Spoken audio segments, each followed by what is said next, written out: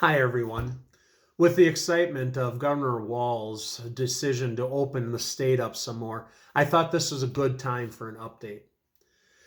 Let me start by giving you the bad news first. St. John's is not going to offer public worship quite yet. For the sake of our members and for the sake of our community, we are being very cautious and very intentional about when we open for limited public worship. Now, the backstory to this decision. On Tuesday, May 12th, the Parish Planning Council met online for about 2 hours, primarily to discuss our plans for reopening the church for limited public worship. Right now, we're planning on 3 phases for opening up for public worship based on the number of people that are allowed to gather in a group. An outline of that plan, along with the safety measures we'll be implementing in each phase of the opening, is available on our website. On Wednesday, May 13th, Governor Walz announced that he was indeed issuing new Stay Safe Minnesota order, which will begin May 18th. While some of the restrictions have been loosened, the key restriction for St. John's is the limiting of the gathering size to 10. Churches do not fall into the group of businesses that are allowed to open at 50% capacity. The main reason for this is that by sitting around and lingering, we function more like a restaurant than a store.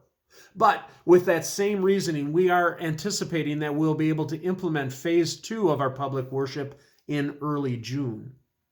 And one of the checkpoints the PPC had decided on for opening public worship was the allowance for a group of 25. This will be reconsidered if churches are not, for some reason, allowed to meet in groups of at least 25 with that June 1st date set for the restaurants.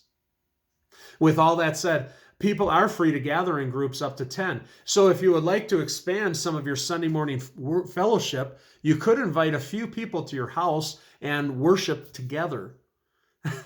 This might be a nice step toward remembering that when we do resume limited public worship, you might have to change out of your PJs for church. Part of the PPC decision also was to offer a survey to the congregation to gain some insight into what you're thinking in regards to gathering for worship and your expectations for us. That survey is now available on the website. A link will be mailed to those who are in our email list, and it will also be included in our newsletter. It is only 10 questions long with 3 more demographic type questions at the end. Names and email addresses are totally optional. Each member is encouraged to respond, but we do ask you to respond to the survey only once. A couple of other items. We are planning on continuing to live stream our worship services even after things return to normal. We have a couple of bids for camera systems that would take audio out of our sound system, which would definitely improve our live stream. This will take a little bit yet since most cameras are on back order. We are also going to be delivering to our Sunday school students a discipleship challenge card. This card looks like a bingo card on steroids and has a variety of discipleship activities for them to complete at home during the summer. And in the fall, then, at Rally Day, the students will be able to turn in their completed cards for prizes. And lastly, there are a number of volunteer cleanup projects for around the church. The list is on our website, as well as a physical copy is printed out here at church just inside the front door. If you would like to be able to help out, we sure would appreciate it. To close, I would like to share with you a couple of thoughts from Jeremiah 29, verse 11, which reads, "I know the plans I have for you, declares the Lord, plans for your welfare and not for evil, to give you a future and a hope." These words are often quoted as sort of a personal promise to people, but the context is not a you singular, but you plural. If God were speaking directly to Texans, he would have said, "I know the plans I have for all y'all." This is a promise that God made to his people Israel while they were in exile in Babylon. A promise that indeed he had a plan, that he knew what he was doing, and that he was going to bring them back to Israel, bring them back to the temple, back to worship.